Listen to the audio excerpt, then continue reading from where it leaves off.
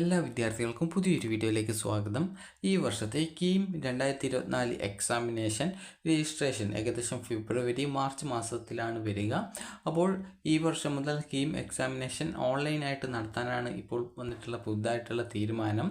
അപ്പോൾ വിദ്യാർത്ഥികൾ ഇപ്പോൾ +2 പഠിച്ചുകൊണ്ടിരിക്കുന്ന ഫിസിക്സ്, കെമിസ്ട്രി, അതുപോലെ തന്നെ മാത്തമാറ്റിക്സ് ഓർ ബയോളജി എന്നിവ പഠിച്ചുകൊണ്ടിരിക്കുന്ന വിദ്യാർത്ഥികൾക്കാണ് ഈ ഒരു കീം എക്സാമിനേഷൻ എഴുതുന്നതിനായിട്ടുള്ള അവസരം ഉണ്ടായിരിക്കുക.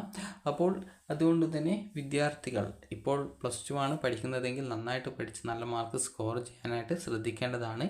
കാരണം എൻജിനീയറിംഗ് അതുപോലെ തന്നെ ഇതുപോലുള്ള അതായത് മെഡിക്കൽ ഫീൽഡിലൊക്കെ നിങ്ങൾക്ക് അലോട്ട്മെൻറ്റ് നൽകുന്നത് നിങ്ങളുടെ +2-ൻ്റെയും അതുപോലെ തന്നെ അതത് എക്സാമിനേഷൻ്റെ നിങ്ങൾക്ക് ലഭിക്കുന്ന ആ ഒരു മാർക്കിൻ്റെയും നിശ്ചിത അനുപാതത്തിൽ തയ്യാറാക്കിയിട്ടുള്ള റാങ്ക് അനുസരിച്ചുകൊണ്ടാണ്. അപ്പോൾ അതുകൊണ്ട് തന്നെ വിദ്യാർത്ഥികൾ ഇപ്പോൾ +2 പഠിച്ചുകൊണ്ടിരിക്കുന്ന വിദ്യാർത്ഥികൾ നല്ല മാർക്ക് സ്കോർ ചെയ്യുന്നതിനായിട്ട് ഇപ്പോഴേ നന്നായിട്ട് പ്രിപ്പയർ ചെയ്യുക.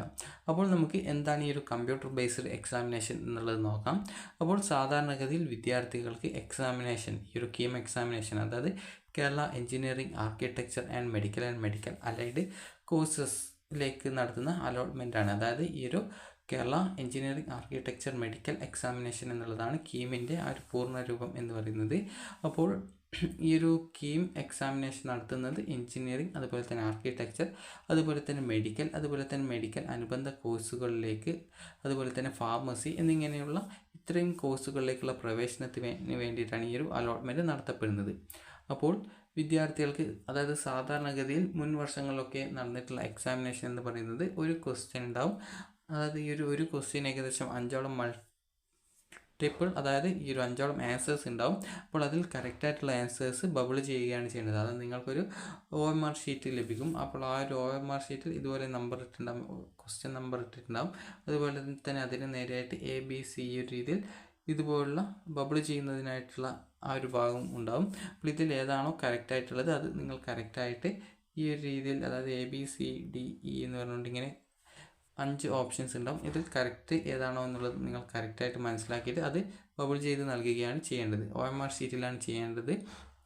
ഈ ഒരു രീതിയിൽ ഒരു ബബിൾ ഷീറ്റിൽ ഏകദേശം ആ ഒരു ക്വസ്റ്റ്യൻസിന് അതായത് കറസ്പോണ്ടിങ് ആയിട്ടുള്ള ആ ഒരു രീതിയിൽ ആൻസേഴ്സ് ഉണ്ടാവും, ചോയ്സ് ഉണ്ടാവും. അപ്പോൾ ഇതിൽ നിങ്ങൾക്ക് ഏതാണോ കറക്റ്റായിട്ടുള്ള ഉത്തരം വരുന്നത് അതായത് ടോട്ടൽ 5 ആൻസേഴ്സാണ് ഉണ്ടാവുക, അതായത് 5 ചോയ്സാണ് ഉണ്ടാവുക.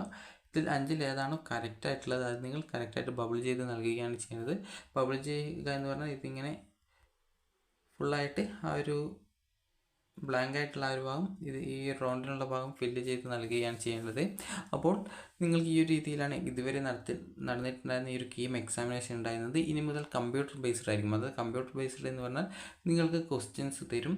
പക്ഷേങ്കിൽ OMR ഷീറ്റിന് പകരം അത് നിങ്ങൾ കമ്പ്യൂട്ടറിലാണ് ചെയ്യേണ്ടി വരിക. അതായത് നിങ്ങളുടെ രജിസ്റ്റർ നമ്പർ ഒക്കെ അടിച്ച ശേഷം നിങ്ങൾക്ക് ഈ ഒരു ആൻസർ ഷീറ്റ് ഓൺലൈനായിട്ട് അതായത് കമ്പ്യൂട്ടർ വഴി ആയിരിക്കും ഉണ്ടാവുക. അപ്പോൾ ആ ഒരു കമ്പ്യൂട്ടറിൽ നിങ്ങൾ അതായത് നിങ്ങൾക്ക് ഏതെങ്കിലും ഒരു സ്കൂളിലായിരിക്കും എക്സാം സെൻറ്റർ ഉണ്ടാവുക. അപ്പോൾ ആ ഒരു സെൻറ്ററിൽ നിങ്ങൾക്ക് ഇത്ര മണിക്കൂർ ഓരോ എക്സാമിനും ഉണ്ടാവും. അപ്പോൾ അതിനനുസരിച്ച് നിങ്ങൾ കറക്റ്റ് ആൻസർ ഏതാണോ എന്നുള്ളത് മനസ്സിലാക്കിയിട്ട് കമ്പ്യൂട്ടറിലാണ് ഈ ഒരു രീതിയിൽ കമ്പ്യൂട്ടറിൽ തന്നെ നിങ്ങൾക്ക് ഇതേ രീതിയിൽ ക്വസ്റ്റ്യൻസിൻ്റെ നമ്പറിന് കറസ്പോണ്ടിങ് ആയിട്ട് ഇതുപോലെ ABCD എന്ന് പറഞ്ഞുകൊണ്ട് നിങ്ങൾക്ക് ഈ ഒരു രീതിയിൽ ചോയ്സ് ഉണ്ടാവും. അപ്പോൾ ഇതിൽ ഏതാണോ കറക്റ്റായിട്ടുള്ളത് എന്നത് നിങ്ങൾ മനസ്സിലാക്കിയ ശേഷം അത് കറക്റ്റായിട്ട് പോയിട്ട് സെലക്ട് ചെയ്ത് നൽകുകയാണ് ചെയ്യുന്നത്. അപ്പോൾ ഇങ്ങനെ സെലക്ട് ചെയ്യുന്ന സമയത്ത് നിങ്ങൾ ശ്രദ്ധിക്കേണ്ട പ്രധാനപ്പെട്ട കാര്യം എന്ന് പറയുന്നത് ഈ ഒരു അതായത് ചില എക്സാമിനേഷൻസിൽ ഇതുപോലുള്ള മൾട്ടിപ്പിൾ ആൻസേഴ്സ് ഉണ്ടാവും. ഇതിൽ നിങ്ങൾ അതായത് മൾട്ടിപ്പിൾ ചോയ്സ് ഉണ്ടാവും.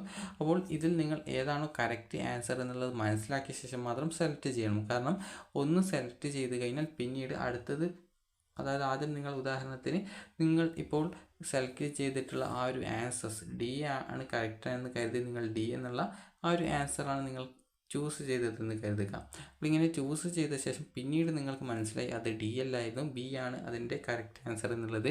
അപ്പോൾ ആ ഒരു സമയത്ത് നിങ്ങൾക്ക് ഈ ഒരു B പിന്നീട് സെലക്ട് ചെയ്യുന്നതിനായിട്ട് സാധിക്കുന്നതല്ല. കാരണം ചില എക്സാമിനേഷൻസിൽ അതായത് ഏതാണോ സെലക്ട് ചെയ്തത് അതിനുശേഷം പിന്നീട് അത് ചേഞ്ച് ചെയ്യാൻ സാധിക്കാത്ത തരത്തിൽ സെറ്റിങ്സ് നൽകാറുണ്ട്. അപ്പോൾ അതുകൊണ്ട് തന്നെ നിങ്ങൾ ഈ ഒരു രീതിയിൽ എക്സാമിനേഷൻ അറ്റൻഡ് ചെയ്യുന്ന സമയത്ത് ഏതാണോ കറക്റ്റ് എന്നുള്ളത് നിങ്ങൾ കറക്റ്റായിട്ട് മനസ്സിലാക്കിയ ശേഷം മാത്രം കമ്പ്യൂട്ടർ ബേസ്ഡ് ആയിട്ടുള്ള എക്സാമിനേഷൻസിൽ ആ ഒരു ആൻസേഴ്സ് ചൂസ് ചെയ്യാനായിട്ട് ശ്രദ്ധിക്കേണ്ടതാണ്. കാരണം ഒന്ന് ചൂസ് ചെയ്ത് കഴിഞ്ഞാൽ പിന്നീട് അത് തിരുത്തുന്നതിനുള്ള സൗകര്യം ഉണ്ടായിരിക്കുന്നതല്ല. അതുപോലെ തന്നെ തെറ്റുത്തരത്തിന് നെഗറ്റീവ് മാർക്ക് ഉണ്ടായിരിക്കുന്നതാണ്. അതുപോലെ തന്നെ ശരി ഉത്തരത്തിന് അതിനനുസരിച്ച് മാർക്കും ഉണ്ടായിരിക്കും. അപ്പോൾ വിദ്യാർത്ഥികൾ ശ്രദ്ധിക്കേണ്ടത്, നിങ്ങളിപ്പോൾ +2 പഠിച്ചുകൊണ്ടിരിക്കുന്ന വിദ്യാർത്ഥികൾ ആണ് എങ്കിൽ നന്നായിട്ട് പഠിച്ച് നല്ല മാർക്ക് സ്കോർ ചെയ്യാനായിട്ട് ശ്രദ്ധിക്കുക. കാരണം നിങ്ങൾ +2വിന് പഠിക്കുന്ന അതേ സിലബസ് തന്നെയാണ് ഈ ഒരു ക്വസ്റ്റ്യൻസും വരിക. അപ്പോൾ അതുകൊണ്ട് തന്നെ നിങ്ങൾ ഇപ്പോഴേ നന്നായിട്ട് പ്രിപ്പയർ ചെയ്ത് കഴിഞ്ഞാൽ ഇതുപോലുള്ള എക്സാമിനേഷൻസിന് നിങ്ങൾക്ക് നന്നായിട്ട് നല്ല മാർക്ക് സ്കോർ ചെയ്യാനായിട്ട് സാധിക്കുന്നതാണ്. അതുപോലെ തന്നെ കീം എക്സാമിനേഷൻ്റെ രജിസ്ട്രേഷൻ വരുന്നത് ഏകദേശം ഫെബ്രുവരി-മാർച്ച് മാസത്തിലാണ്. അതുപോലെ തന്നെ നീറ്റ്, അതുപോലെ തന്നെ JEE, അതുപോലെ തന്നെ ഉള്ള എക്സാമിനേഷൻസ് ഉണ്ട്. അപ്പോൾ നിങ്ങൾ ഡോക്ടർ അതായത് MBBS, BDS ഇതുപോലുള്ള ആയുർവേദ ഇതുപോലുള്ള കോഴ്സുകളാണ് ആഗ്രഹിക്കുന്നതെങ്കിൽ നിങ്ങൾ നീറ്റ് എക്സാമിനേഷൻ എഴുതേണ്ടതാണ്. അങ്ങനെ എഴുതുന്നവർക്ക് മാത്രമേ ആ ഒരു രീതിയിൽ ആ ഒരു കോഴ്സുകളിലേക്ക് അഡ്മിഷൻ ലഭിക്കുള്ളൂ. ഈ ഒരു കീം എക്സാമിനേഷൻ എഴുതുന്നത് പ്രധാനമായിട്ടും എൻജിനീയറിംഗ്, അതുപോലെ തന്നെ ഫാർമസി കോഴ്സുകളിലെ പ്രവേശനത്തിന് വേണ്ടിയിട്ടാണ്. നിങ്ങൾ ആർക്കിടെക്ചർ കോഴ്സാണ് പ്രവേശനം ആഗ്രഹിക്കുന്നത് എങ്കിൽ നിങ്ങൾ എഴുതേണ്ട എക്സാമിനേഷനാണ് നാറ്റ എക്സാമിനേഷൻ. അതായത് നിങ്ങൾ കേരളത്തിൽ പ്രവേശനം ആഗ്രഹിക്കുന്ന വിദ്യാർത്ഥികളാണ്, അതായത് കേരളത്തിലാണ് നിങ്ങൾ അഡ്മിഷൻ എടുക്കാൻ ആഗ്രഹിക്കുന്നതെങ്കിൽ നിങ്ങൾ ആർക്കിടെക്ചർ പഠിക്കാൻ താല്പര്യപ്പെടുന്ന ഒരാളാണെങ്കിൽ നിങ്ങൾ നാറ്റ എക്സാമിനേഷൻ, അതായത് NTA നടത്തുന്ന നാറ്റ എക്സാമിനേഷൻ എഴുതണം. അതുപോലെ തന്നെ ഈ ഒരു നീറ്റ് എക്സാമിനേഷൻ എഴുതുന്നത് ഈ ഒരു മെഡിക്കൽ ആൻഡ് മെഡിക്കൽ അനുബന്ധ കോഴ്സുകളിലേക്കുള്ള പ്രവേശനത്തിനാണ്. കീം എക്സാമിനേഷൻ നടത്തപ്പെടുന്നത് ഈ ഒരു എൻജിനീയറിംഗ്, അതുപോലെ തന്നെ ഫാർമസി പ്രവേശനത്തിന് വേണ്ടിയിട്ടാണ്. ഈ ഒരു കോഴ്സുകളിലൊക്കെ നിങ്ങൾക്ക് പ്രവേശനം നേടണം എന്നുണ്ടെങ്കിൽ നിങ്ങൾ കീം എക്സാമിനേഷന് രജിസ്ട്രേഷൻ ചെയ്തിരിക്കണം എന്നുള്ളതാണ്.